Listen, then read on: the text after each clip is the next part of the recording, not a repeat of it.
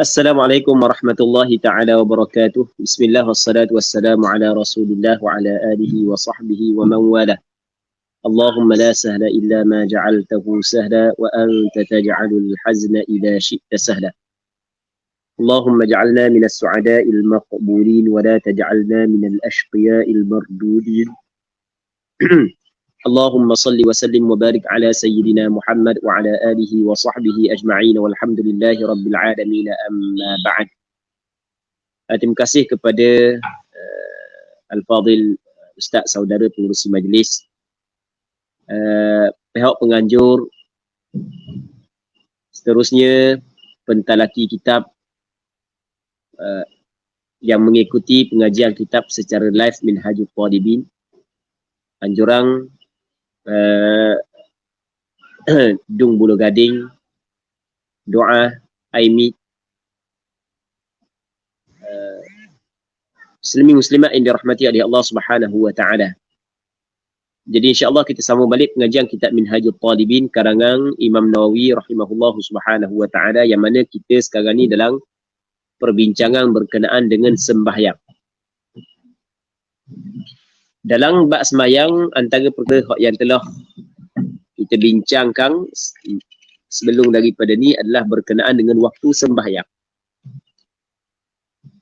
Lepas tu ada setelah daripada Imam Nawawi membincangkan berkenaan dengan waktu sembahyang, ada suatu benda yang disebut oleh Imam Nawawi, yang mana perkara ini tidak disebut di dalam kitab Al-Muharrar, tapi disebut oleh Imam Nawawi dalam kitab Minhajul Talibin. Qultu, berkata oleh aku, yakni Imam Nawawi, yukrahu tasmiyatul maghribi isya'a. Makruh menamakan maghrib sebagai isya'. Jadi sembahyang maghrib, isya'. Jadi sembahyang maghrib, kalau kita pergi panggil sembahyang isya', maka hukum dia makruh. Ini apa yang disebut oleh Imam Nawawi dalam kitab Minhajul Talibin. Namun di sana ada pandangan sebahagian daripada ulama mazhab Imam Syafi'i, dia kata sunat jangan panggil maghrib isya'. Tapi kalau panggil sekalipun tidaklah sampai kepada makruh. Tapi Imam Nawawi dalam kitab Minhajul Talibin berpandangan hukum dia adalah makruh. Maka makruh ni maksudnya dilarang lah. Kita tak panggil, tapi orang Arab lah. Sebab bahasa dia kan, orang Arab. Jadi kita tak panggil sembahyang maghrib isya'. Tetapi ada sebahagian daripada orang Arab Badui, dia panggil sembahyang maghrib sebagai isya', maka hukum dia adalah makruh. Okey, sebab benda makruh kerana di sana ada hadis yang diriwayat oleh Imam Bukhari dalam sahihnya, yang mana kata Nabi sallallahu alaihi wasallam, la taghlibannakumul a'rabu ala ismi salatikumul maghrib. Jangan kamu dikalahkan oleh orang-orang Arab Badui di atas nama sembahyang kamu maghrib.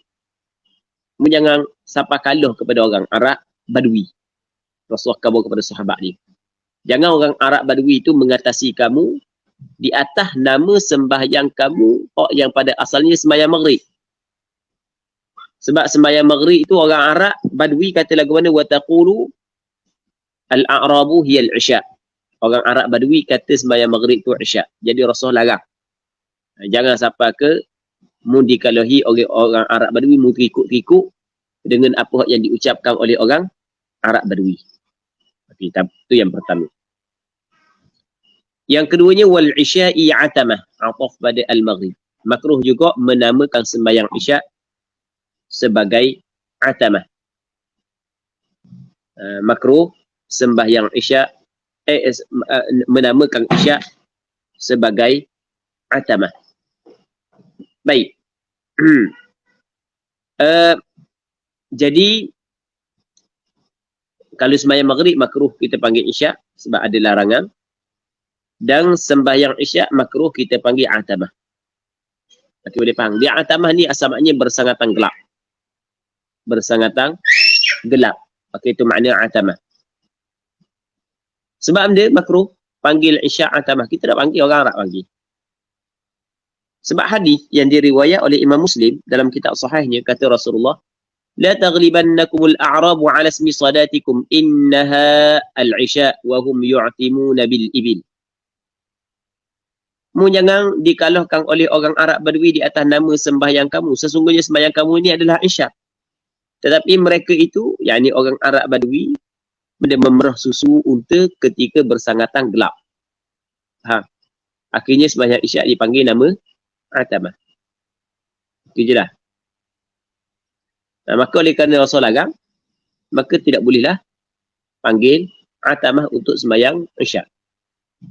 Tapi masalahnya di sana ada hadis yang dikeluarkan oleh Imam Bukhari dan Muslim, yang mana kata Rasulullah sallallahu alaihi wasallam, "Lau ta'lamuna ma fi as-subhi wal 'atamah." Sekiranya kamu mengetahui kelebihan yang ada pada sembahyang subuh dan sembahyang atamah. Begitu dia Rasul sebut. Sembahyang atamah maksud sembahyang dia, sembahyang isya'. Nescaya orang-orang munafik akan datang untuk sembahyang kedua sembahyang ini dalam keadaan merangkak kalau dia mengetahui kelebihan. Tapi orang mana tak tahu kelebihan, tak tahu kelebihan. Akhirnya sebab headset tak boleh nak mari surah, nak mari masjid ke headset dia. Tapi kalau mu tahu kelebihan yang ada pada sembahyang subuh dan sembahyang atamah, maka sanggup mari walaupun dalam keadaan merangkak ke tidak merangkak. Dak orang nak bangun dah, ngakak gi juga. Enggak ada. Dak orang nak bangun ngakak gi juga. Nak begok ni, tapi dak orang nak bangun ngakak gi bilik air. Sampai tahap tu sebab memang diperlukan. Begitu juga keadaan bagi orang yang mengetahui kelebihan sembahyang subuh dan sembahyang atamah. Faham? Jadi dalam hadis ni Rasul sebut perkataan atamah. Tapi dalam hadis yang sebelum ni Rasul larang. Faham? Maka kata ulama, hak yang Rasul sebut atamah di sini adalah kerana yang pertamanya Rasulullah guna perkataan ni untuk dikhitabkan kepada orang yang tidak mengetahui isyak. Khitab kepada orang yang tidak mengetahui isyak. Golongan badui, yang golongan munafik dari kalangan badui, sebagai contoh kan. Dia mengetahui atamah. Jadi sesuai untuk khitabkan perkataan ni kepada mereka, guna istilah yang digunakan oleh mereka. Satu. Yang pertama. Yang keduanya, Rasul guna perkataan atamah memberi isyarat bahawasanya penggunaan atamah hukum dia adalah harus. Yang mana Rasul larang tu bukanlah larang haram tapi larang makruh. Dipanggil harus serta makruh. Jelas tak? Okey, habis. Begitu juga wan naumu qablaha, dan makruh tidur sebelum daripada isyak. Sebelum daripada isyak maksudnya sebelum daripada mengerjakan sembahyang isyak. Sebelum daripada mengerjakan sembahyang isyak, tiba-tiba dia tidur.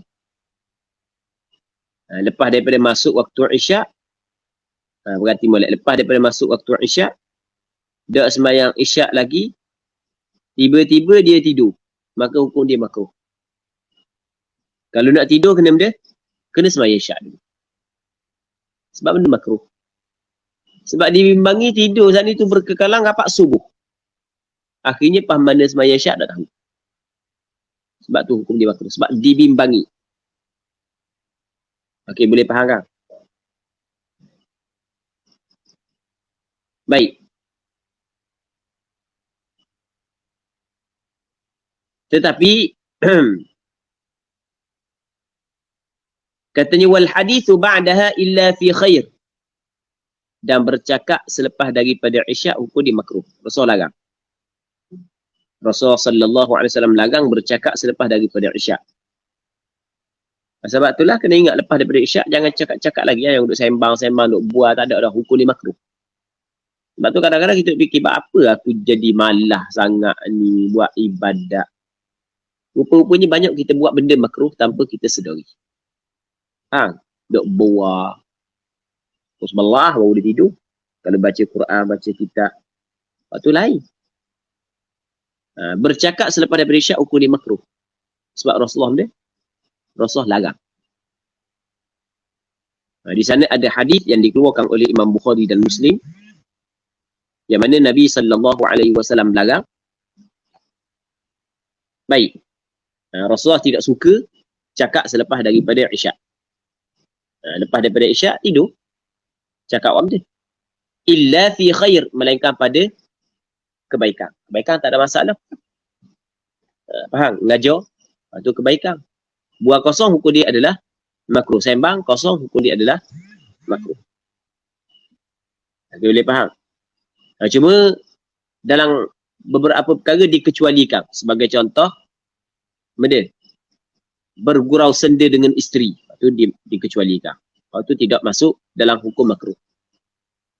Jadi nikah malam fahisyak mayasyak, mu tengok aku tengok mu. Boleh senyap. Itu. Faham? Sebab benda takut makruh. Tak. Suami isteri dimaafkan.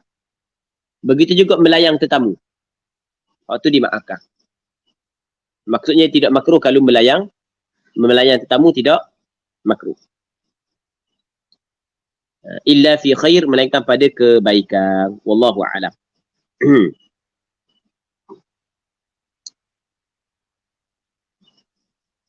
Katanya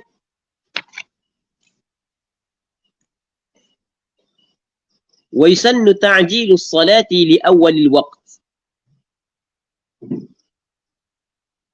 Dia kalau benda yang baik tak ada masalah. Masalah cakap lepas isyak benda yang baik. Dan penuh dalam satu hadis yang dikeluarkan oleh Imam Hakim An-Naisaburi, yang mana daripada Imran bin Husain, kata Imran bin Husain, kana Nabi sallallahu alaihi wasallam yuhaddithuna 'ammata laylihi an Bani Israil.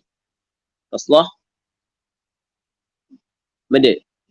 menceritakan kepada kami ammata layl, sepanjang malamnya, tentang Bani Israel. Sikit aja tidur. Banyak mana panjang pada malam tu. Kalau kita kok cakap kita sampai ke rapat subuh, cakap kita benda cerita tentang Bani Israel untuk mengambil pengajaran daripada apa hak yang dilakukan, yang dibuat oleh puak Bani Israel. Itulah. Tapi ada tak kalau hak budak-budak hak duk pondok, hak yang jenis berahi, ilmu-ilmu hak pelik-pelik, duk cakap alam jabaru, alam malaku sampai pukul 2 pagi, subuh dah tahu paham ni. Tu masuk alacor ni. Dah subuh dah tahu mana lacor. Faham? Boleh cakap alam jabaru, alam malaku, ada mai alam ni, alam rendah-rendah, alam tinggi tu.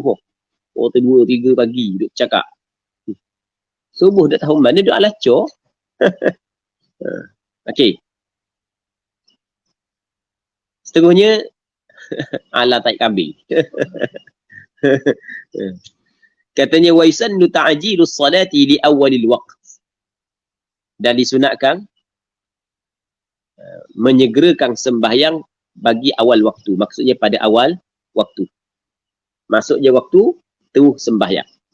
Maksudnya awal waktu ni adalah apabila bunyi je bang, apabila bang je, maka terus kita sibukkan diri untuk bersiap-siap untuk sembahyang. Faham? Bukan. Orang bang tu kalau nak pergi masjid kena pereh sampai ke 180. Masuk orang kampung nambung beng-beng. Contoh. Tidak lah gitu. Disunatkan ta'jilus salah li awalil waqt, pada awal waktu. Maksudnya masuk je waktu kita telah bersiap diri, menyibukkan diri untuk mengerjakan sembahyang. Itu hak yang disunatkan. Baik. Wa fi qaulin, dan pada satu pandangan, ta'khirul isya'i afdal. Melewatkan sembahyang isya' adalah lebih afdal. Kerana dia melewatkan isya' lebih afdal? Kerana Nabi SAW menyebut dalam satu hadis, laula an asyqa ala ummati la amartuhum an yuakhiru al-isya' ila thuluthil lail atau kama qala. Andai kata aku tidak menyusahkan kepada umatku, nescaya aku mewajibkan kepada mereka untuk melewatkan isyak sehingga kepada 1/3 malam. Jadi oleh kerana Rasulullah kabur lagu tu, maka sebahagian ulama kata lagu mana lebih afdal sembahyang isyak ditakhirkan sehingga 1/3 malam. Dan ni kalau tempat kita 1/3 malam lebih kurang dalam pukul 10:30. Okey, itu pandangan sebahagian daripada ulama. Manakala pandangan mu'tamad dalam mazhab Imam Syafi'i, sembahyang isyak juga dituntut kita buat pada awal waktu. Kerana melihat kebanyakan perbuatan Rasulullah melakukan sembahyang isyak pada awal waktu.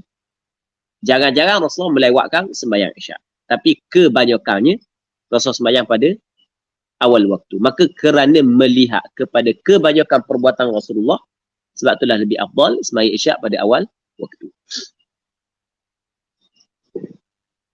Wa yusannul ibradu bil-zuhri fi shiddatil har. Dan disunatkan ibrad, menyejukkan bil-zuhri dengan sembahyang zuhur fi shiddatil har, pada bersangatan panas. Jadi ketika bersangatan panas, maka hak yang paling comelnya, hak yang disunatkan adalah kita melewatkan sembahyang zuhur. Sehingga ibrad ni jadi sejuk sikit. Maksud dia sejuk, kalau orang nak pergi masjid jalan kaki saat itu ada dah teduhan-teduhan yang dia boleh lalu di bawah teduhan tersebut. Sebab zuhur ni masuk lepas daripada matahari gelincir. Matahari dah atas kepala dia. Jadi teduhan tak ada. Okey, boleh faham? Tambah-tambah di negara Arab. Negara Arab tak macam negara kita. Kita hak duduk dalam hutang ni, tak apalah, teduh. Duduk situ teduh, duduk sini teduh kan. Duduk dalam hutang hutang rimba. Orang duduk kawasan bandar, nak cari mana teduh. Tak ada teduh. Tapi kalau kawasan Binjai tu kecil lah, sama sini. Dia lebih kurang tu je. Jadi tak ada teduh. Mana? Jadi bila ada teduh? Apabila matahari benda jauh dah daripada pertengahan langit kan. Bayang pun banyak dah. Baru ada teduh. Boleh tupang benda teduhan rumah-rumah orang, dinding-dinding. Jelas tak? Itu makna al-ibrad. Sunat ibrad bil-zuhri fi shiddatil har. Sebab Rasulullah sungguh lagu tu dalam hadis yang diriwayat oleh Imam Bukhari dalam kitab sahihnya, dan begitu juga dalam oleh Imam Muslim, yang mana kata Nabi SAW, abridu idza ishtadda al-har fa abridu bis salati. Apabila bersangatan panas, maka hendaklah kamu biarkan sejuk dulu untuk melakukan sembahyang. Dalam riwayat Imam Bukhari ada ataupun dalam satu riwayat menyebut fa inna shiddatal harri min fayhi jahannam. Riwayat Imam Bukhari. Sesungguhnya bersangatan panas adalah daripada haba neraka Jahannam. Baik. Kat kita ni tak panas je. Kat kita panas tak? Tak. Bukan panas kat kita ni. Tak. Cuma di masalah ibrad bil zuhur bagi orang yang sembahyang berjemaah di masjid. Mana kalau orang hak sembahyang seorang diri di rumah, dia tidak kena pun panas, maka tak kena awal waktu.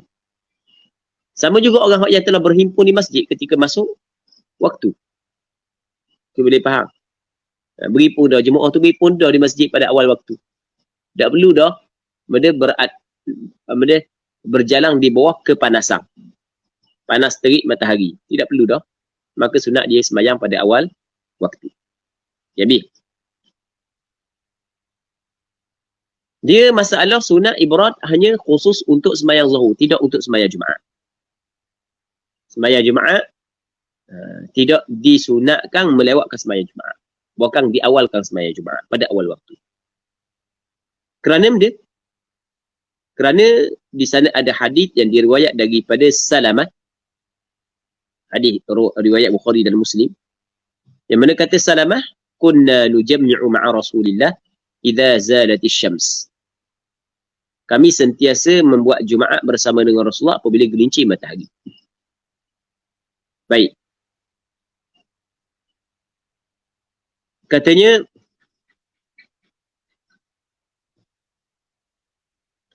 wal asahhu ikhtisasuhu bi baladin har, dan pandangan yang lebih sahih, al asah kita uraikan dulu apa istilah al asah. Tertentunya al ibrat bil zuhur bi baladin har, di negeri yang panas, negeri yang sejuk seperti negara Syam, maka tidak disunatkan ibrat.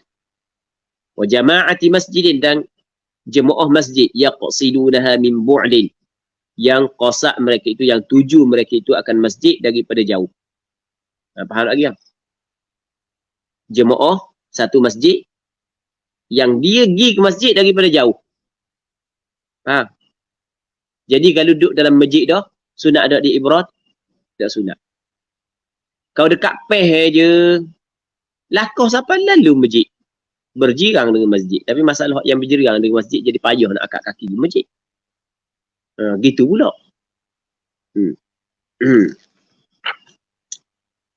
Katanya, seterusnya, wa man waqa'a ba'du salatihi fil waqti fal asahhu annahu in waqa'a rak'atun fal jami'u ada wa illa faqada. Barang siapa yang waqa'a ba'du salatihi, yang jatuhlah sebahagian daripada sembahyangnya fil waqti, dalam waktu. Sebahagian daripada sembahyangnya jatuh dalam waktu. Okey, jadi bermakna sebahagian yang lain jatuh di luar waktu. Jadi sembahyang lewat dah. Sebahagian sembahyang jatuh dalam waktu, sebahagian sembahyang yang lain jatuh di luar waktu. Fal asahhu annahu in waqa'a rak'atun fal jami'u ada. Qaul asah annahu, bahawasanya jika jatuh satu rakaat dalam waktu, maka kesemuanya adalah ada, tunai. Kalau satu rakaat dalam waktu, hak 3 rakaat lagi di luar waktu, jatuh tunai ke qada tak? Tunai. Kalau dah endang satu rakaat dalam waktu, barulah kira benda qada. Cuma sembahyang tunai tidak disyaratkan niat tunai, sembahyang qada tidak disyaratkan niat qada. Jelas tak? Jelas? Baik. Jadi kalau jatuh satu rakaat dalam waktu, maka semuanya dianggap tunai. Wa illa faqada, dan jika tidak begitu, jika tidak begitu dengan maksud tak sampai satu rakaat duduk dalam waktu, maka sembahyang tu dijatuh sebagai benda, sebagai qada. Dosa ke tak dosa ni, hak ni nombor 2. Kita tak bincang masalah dosa ke tak dosa. Hak yang masalah pertama ke masalah kedua, kita tidak bincang dosa ke tak dosa. Kalau satu rakaat jatuh dalam waktu, dikira tunai. Kalau tak sampai satu rakaat dalam waktu, dikira qada. Sembahyang zuhur lewat. Lewat sembahyang zuhur. Sebab ada beki mutu. Ada beki mutu lewat sembahyang zuhur. Satu rakaat dalam waktu, 3 rakaat luar waktu. Maka zuhur tu dikirakan tunai. Tapi kalau tak sampai satu rakaat dalam waktu, maka dikirakan qada. Dan perbuatan tersebut dosa ke tak? Tengok. Kalau sekiranya atas kerana kecuaian dia sehingga berlaku perkara tersebut, maka berdosa. Walaupun tunai.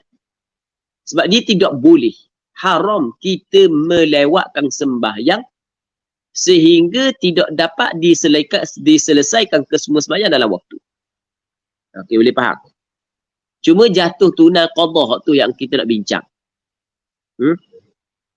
Namun daripada sudut dosa kalau ada kecuaian. Kalau tak ada kecuaian, dosa ke tak? Tidak teringat. Dosa ke tak? Tidur. Dosa ke tak? Tak. Nampak kan? Dosa kalau ketika ada kecuaian. Kalau tak ada kecuaian, maka tidak berdosa. Jelas tak? Sehingga kan kalau usah kata tak sampai 1 rakaat dalam waktu. Bahkan habis waktu baru sedar, baru bangun tidur. Tapi bukan ada kecuaian daripada dia, tak ada kecuaian daripada dia. Maka tak dosa. Jangan ada kecuaian. Katanya wa man jahilal waqta ijtahada biwirdin wa nahwi. Fa in tayaqqana salatahu qabla al-waqti qada fil adhhar wa illa falah. Barang siapa yang jahil ia akan waktu. Dia tak tahu waktu masuk ke lagi. Nak tengok matahari tak nampak. Hujan lebat. Faham? Ataupun dia dikurung dalam penjara. Nasallallahu salamatu wal afiyah. Jadi tak tahu masuk waktu ke tak lagi. Maka ijtihada, dia kena berijtihad. Berijtihad dia kena sedaya upaya berfikir masuk tak lagi waktu dengan dicarikan sandarang-sandarang suatu perkara yang tertentu. Okey, boleh faham? Sebagai contoh, wirid dia. Dia biasanya lepas daripada, contoh kita kata maghrib, asar dengan maghrib dekat sikit kan. Biasanya lepas daripada dia sembahyang asar, tadi sembahyang asar tengok molek lah waktu. Sembahyang asar biasanya dia baca Quran 4 juzuk, masuk maghrib. Ini cukup dah 4 juzuk masuk maghrib Kita panggil ijtihad dengan wirid Al-Quran. Sebagai contoh. Faham? Baik. Muslimin muslimat yang dirahmati oleh Allah Subhanahu wa taala. Wa nahwi, dan seumpama wirid. Seumpama wirid ini, sebagai contoh, seumpama wirid adalah pekerjaan. Biasa kalau lepas daripada sembahyang asar, habis siap pergi makan kambing, masuk garik dah. Ni habis dah siap masuk pergi makan kambing. Masuk garik lah.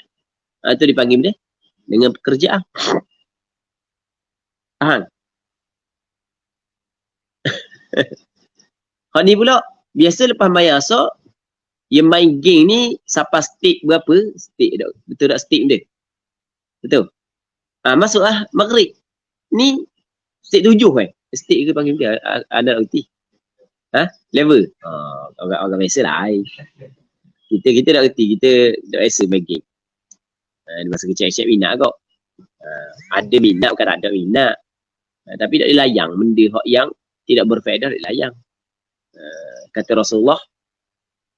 Rasulullah, min husni islamil mar'i tarkuhu ma la ya'ni. Antara ciri elok Islam seorang, dia kena tinggal benda yang tidak memberi manfaat dan faedah kepada akhirat ni dan kepada dunia ni. Jadi sia-sia habis masa gitu je. Duduk main game dong. Panjang mampu main pula. Contoh. Baik. Tapi dia jadikan tu sebagai pedoman. Okey, tak apa. Boleh sembahyang. Bukan semua main game. Contoh je. Katanya fa in tayaqqana salatahu qabla al-waqti. Okey, kalau dia berijtihad dengan wirid ke dengan benda lain, dia ada 3 kemungkinan. Kemungkinan yang pertama, hakikatnya memang betul dalam waktu. Faham lagi? Yang keduanya, setelah dari hakikatnya lah dah masuk lagi waktu sembahyang dah. Yang ketiganya, hakikatnya habis waktu dah baru sembahyang. Faham? Berapa dah? 3. Yang keempat ada lagi. Lepas pada sembahyang tak jelas. Faham tak lagi? Dah jelas dalam waktu ke? Luar waktu hakikatnya. Ataupun memang betul dah ke? Tak tahu. Okay, boleh faham? Kalau lepas daripada sembahyang selesai, tak jelas. Tapi mengikut ijtihad dia, begitulah. Tapi tak jelas lah. Hakikat tak tahu apa ni. Maka selesai. Faham? Yang kedua, kalau hakikat memang betul dalam waktu. Lepas tu, oh betul dalam waktu sungguh aku sembahyang. Okey, jelas kok. Ya, selesai. Faham? Jelas tak? Berapa dah? Dua. Yang ketiga, faham sembahyang? Lah, habis dah waktu. Maka jatuh qada. Sembahyang dia. Perlu dia sembahyang mula tak? Tak dah. Yang keempat ni dia. Tiba-tiba, dia sembahyang sebelum daripada masuk waktu. Sembahyang dah belum masuk waktu. Maka apabila masuk waktu, dia sedar lepas daripada masuk waktu, maka kena sembahyang mula dalam waktu. Kalau dia sedar lepas daripada waktu, dah. Bahawa hak yang dibayar saat ni sebenarnya adalah sebelum daripada masuk waktu. Dia ijtihad, oh masuk dah sahur. Faham? Dia pun bayar. Tiba-tiba, dia tengok jam, ataupun jumpa dah jam, dia tanya orang pula. Orang bawa jam. Sama je tu, oh tengok matahari. Saat ni matahari hujan lebat. Tengoklah, ada gerici lagi. Kita siap nangis dah dalam bayar fardu saat ni. Khusyuk sangat. Sebelum daripada masuk waktu. Maka wajib kena qada balik. Kalau lepas daripada masuk waktu baru sedar. Kalau dalam waktu baru sedar, waktu kena ulang balik sembahyang. Maksudnya sembahyang bulan. Sembahyang tadi tak jadi. Okay, boleh faham? Wa illa falah. Dan jika tidak begitu, maka tidak ada qada atasnya. Kalau tidak begitu. Sama ada tak jelas langsung hakikat bagaimana. Ataupun memang hakikatnya sembahyang dalam waktu. Ataupun hakikatnya sembahyang selepas daripada waktu. Tak perlu qada benda. Jadi, muslimin muslimat yang dirahmati oleh Allah Subhanahu wa taala. Katanya lagi wa yubadiru bil faid, dan bersegeralah ia dengan sembahyang yang luput. Sembahyang yang luput ni sembahyang yang tertinggal. Kita sembahyang fardu, kalau orang tu tertinggal sembahyang fardu, maka sembahyang fardu yang ditinggal tu dinamakan sembahyang faid. Sebut molek faid, jangan tukar fa kepada ta.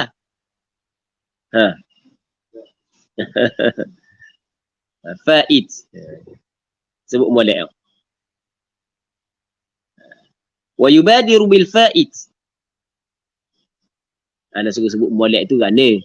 Sebenarnya bahasa Arab ni biar kita sebut secara jelas. Tu tujuan. Tu kofar kepada ta tu nak bergurau je.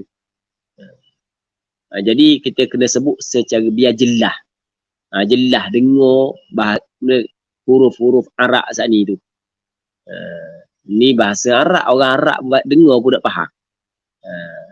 Cakap amdi. Kita orang Melayu kata cakap Arab, orang Arab dengar tahu cakap amdi. Biar jelas selesai huruf tu. Wa yubadiru bil faid, dan bersegeralah ia dengan sembahyang yang luput, sembahyang yang tertinggal. Dia sembahyang yang faid ni mungkin sembahyang tu sembahyang fardu, mungkin sembahyang sunat. Faham? Sembahyang sunat tertentu sudah kita qada. Manakala sembahyang fardu yang tertinggal, yang ditinggalkan dengan sengaja ke, terlupa ke, kerana tertidur ke, wajib dia kena qada. Cuma bersegera qada sembahyang sunat ni kadang-kadang bersegera qada sembahyang sunat. Bersegera qada sembahyang fardu yang ditinggalkan itu kadang-kadang hukum dia sunat, kadang-kadang hukum dia wajib. Bila kau sunat bersegera qada sembahyang yang luput, hak yang tertinggal, kalau sekiranya dia tertinggal sembahyang tersebut dengan ada keuzuran. Keuzuran dua je, terlupa dengan tidur.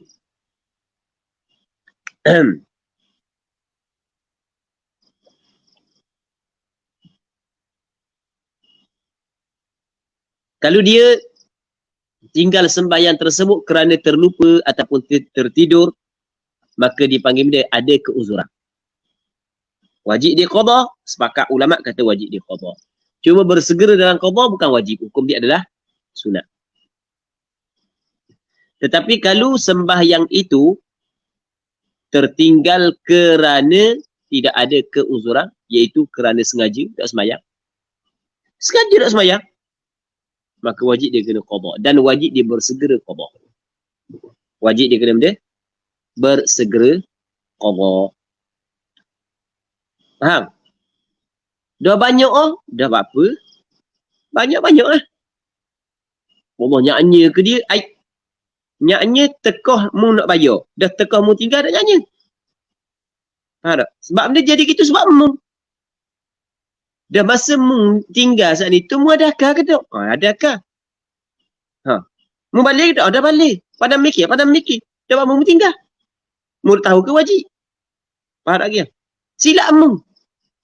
Faham? Jangan duk dapat, banyak aku kena bayar hutang. Mu kena fikir. Hak yang mu dah ambil piti orang tu mu hutang. Banyak nyanyi. Ambil banyak kena bayar. Dah kawak hutang. Ya dah tapi banyak kena bayar. Banyak mana? 10,000 nak bayar. Dah awak hutang? Yelah saya hutang 10,000 lah. Sebab saya hutang 10 sehari. Awak jangan tengok hak banyak ni. Awak tengok awak berhutang. Bang, awak berhutang. Dah masa masuk waktu dulu apa awak nak bayar awak dah kan? Awak gila. Awak nak mikir makan awak boleh. Takkan benda bayar tak boleh. Okey, boleh faham? Awak punci buat gitu. Okey. Jadi wajib dia kena qada. Dan wajib dia kena qada dengan segera. Apabila kata wajib kena qada dengan segera,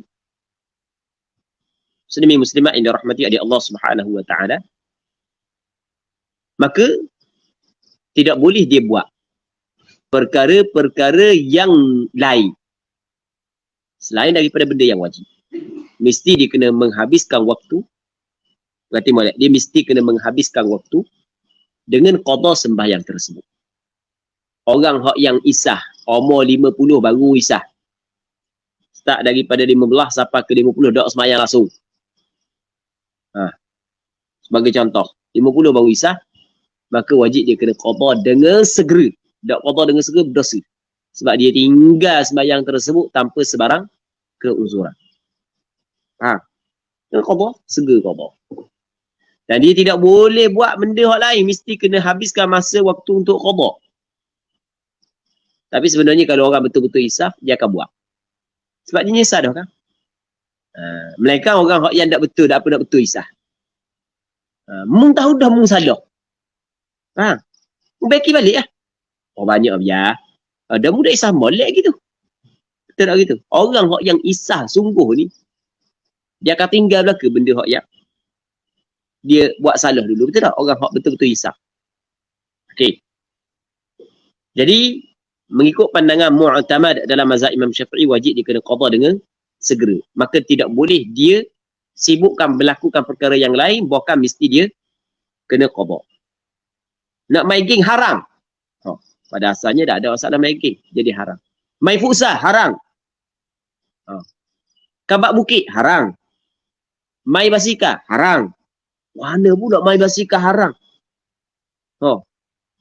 Nak pergi bawa kereta pusing-pusing tengok makan angin haram. Pergi berenang haram. Mana jadi haram belaka? Sebab apa dah kan?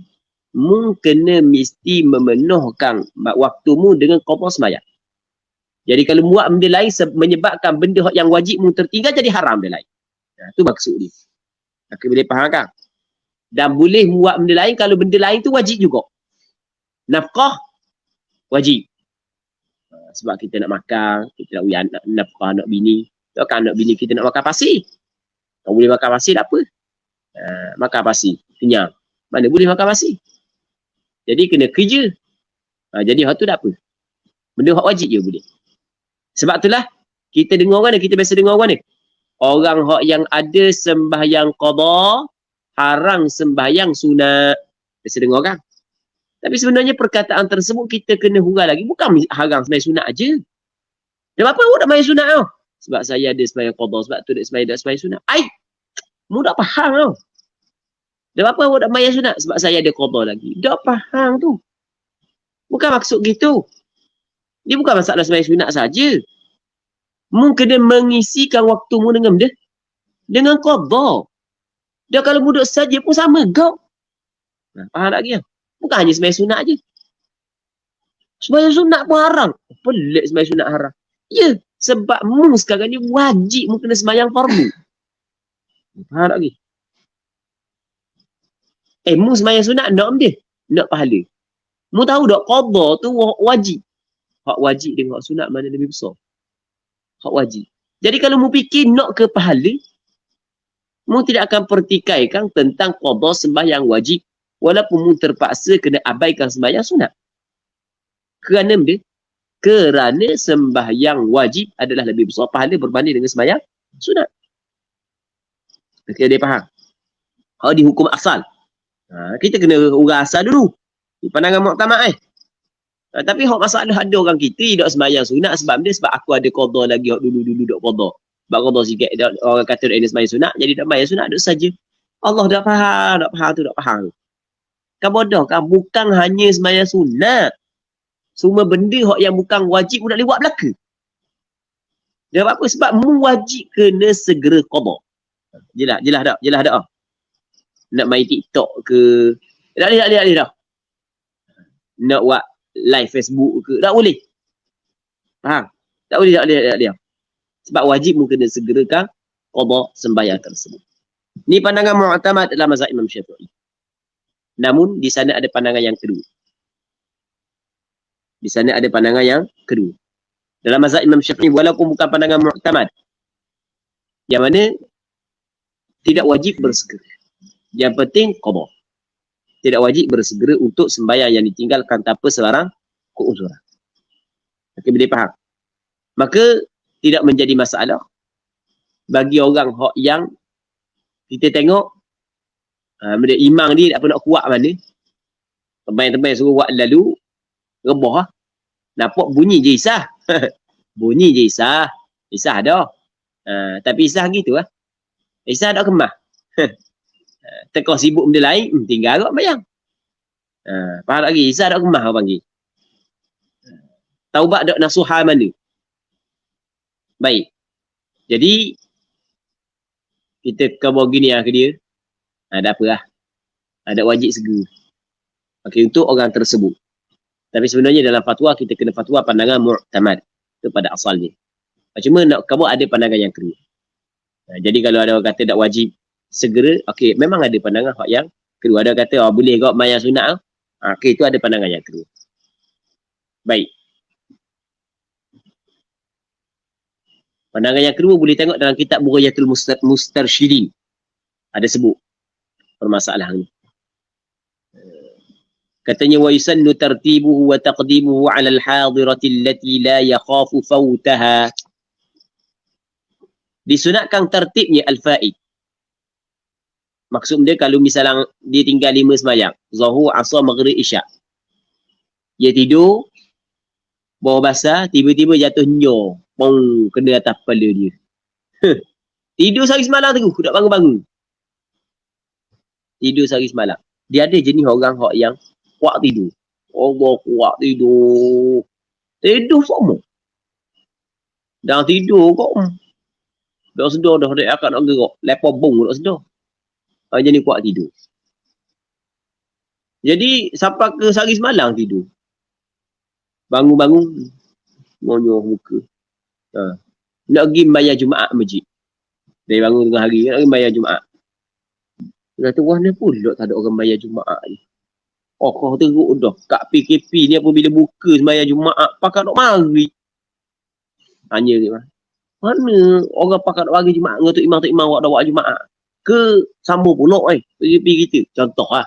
Ni kita dah lagi Jumaat ni contoh je dah Jumaat warna mau satu. Jumaat dia. Satu dah. Sodoh lah. Rupanya tidur sehari semalam. Contoh je kan. Maka dah sehari semalam 5 sembahyang tinggal. Maka masa dia nak qada tu sunat tertib. Dia tinggal sembahyang dia mula-mula. Hak mula-mula tu hak dia buat. Lepas tu lepas 1, nombor 2, nombor 3, nombor 4, nombor 5. Kalau dia tak mau tertib pun tak ada masalah. Buat banyak dulu, hak sikit ke diam. Subuh ke diam. Buat banyak dulu. Ada orang suka buat gitu, buat berat-berat dulu. Hak ringan ke diam. Ada orang suka buat ringan-ringan dulu, hak berat ke diam. Ada sama orang. Okey, sunat tertib. Jadi bermakna tertib bukan hukum dia wajib. Bukan tertib, bukan wajib. Wa taqdimuhu 'ala al-hadirah, dan sunat mendahulukannya al-faid di atas sembahyang yang hadir. allati la yakhafu fautaha, yang tidak bimbang ia akan luputnya. Tidak bimbang luputnya al-hadirah. Maksud dia, sekarang ni dia ada qada subuh. Lepas tu nak sembahyang zuhur. Hak comel, qada dia subuh. Dahulukan sembahyang luput di atas sembahyang hak yang hadirah. Hak yang hadir. Hak yang hadir tidak sembahyang yang hadirah. Sembahyang zuhur tu lah sebab dia masuk dalam waktu zuhur. Jelas tak? Tapi syarat tidak bimbang luput ni. Kalau bimbang luput, kena sembahyang hadirah dulu. Kalau tebang dia sembahyang qada, jadi bermakna sembahyang zuhur dia kena sembahyang luar waktu. Nampak? Sebab dia bangun, dia sedar-sedar. Kat asar dah. Kat asar dah. Sebab dia duduk pada musim sejuk. Dia musim sejuk, kalau negara 4 musim sejuk. Siang hari pendek, malam panjang. Siang hari pendek, malam panjang. Jadi dia kena malam dia tak tidur. Dia tidur siang hari. Jadi dia tidur, pas subuh dia tidur, bangun-bangun ke asar. Bangun-bangun ke asar. Jadi bangun tinggal 10 minit lagi. Dia pun ambil wuduk pun sekali. Kalau dia qada dulu subuh, tidur pas subuh. Lepas tu sebelum subuh lah. Dia tidur sebelum subuh lah. Sebelum subuh dia tidur. Lepas tu subuh tinggal. Zuhur, hujung waktu. Gitu contoh gitu.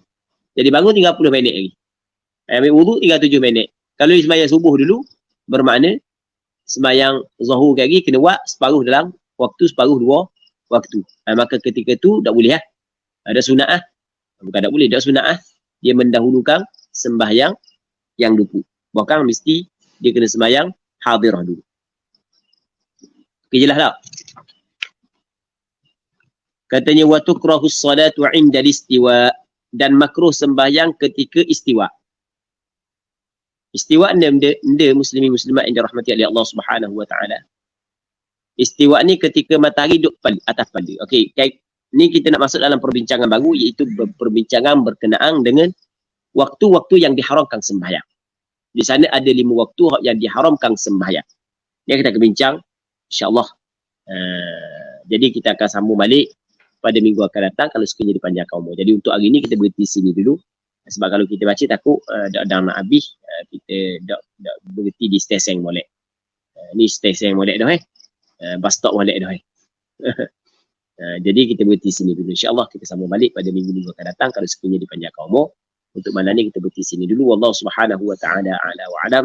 Sallallahu ala sayyidina Muhammad wa ala alihi wa sahbihi ajma'in. Walhamdulillahi rabbil alamin.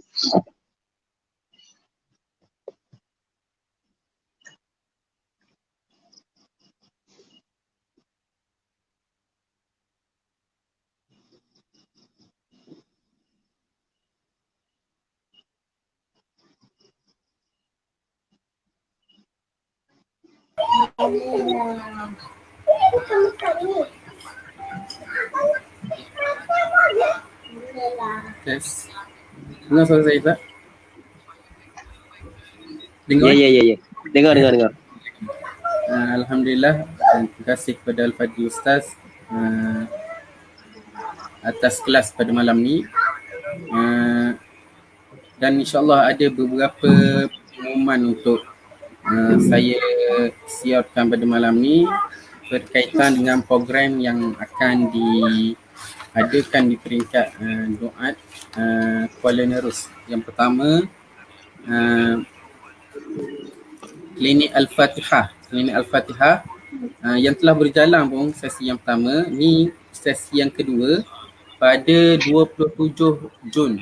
Pada 27 Jun hari Ahad minggu depan. Dan sesi ni sesi tertutup. Akan ada bacaan Fatihah secara praktikal dengan Al-Fadhil Prof. Madya Dr. Nur Hafizi Yusof, Timbalan Pengarah Pusat Islam Uniza. Dan muslimin muslimat yang berminat boleh berdaftar. Dan yang kedua, program Fiqh Korban dan Akikah bersama dengan Ustaz Abu Usamah Muhammad Anafiah bin Haji Hussein, dengan Ustaz Usamah juga.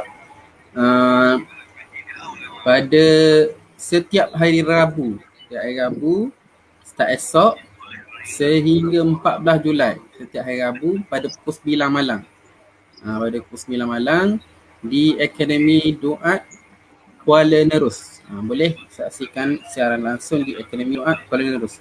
Yang ni pakai kitab ke Ustaz? Oh ni Allah Rabbi kena tanya Ustaz Mang, nanti kita ambil bincang Ustaz Mang dulu. Okey, baik Ustaz. Okey. InsyaAllah Kita bincang pihak penganjur apa, insyaAllah kita bincang pihak penganjur kan. Okey, baik. Okey, insyaAllah muslimin muslimat dijemput untuk bersama dengan siaran langsung bersama untuk pengajian fiqh, korban dan akikah tingkat Kuala Nerus. Jadi sekali lagi saya mengucapkan terima kasih kepada Al-Fadhil Ustaz dan moga-moga kelas pada malam ni diberkati dan dirahmati oleh Allah Subhanahu Wa Taala, dan semoga kita terus istiqamah mengikuti kelas telaki kitab online bersama Dai Ibn Gading. Jadi tanpa lengah masa lagi, saya menutup majlis pada malam ni dengan bacaan tasbih kafarah dan suratul Asr.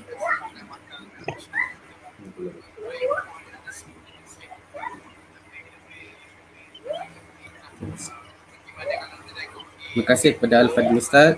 Terima kasih kepada muslimin muslimat yang hadir pada malam ni. Qulu qawli hadza wa astaghfirullah li wa lakum. Assalamualaikum warahmatullahi taala wabarakatuh.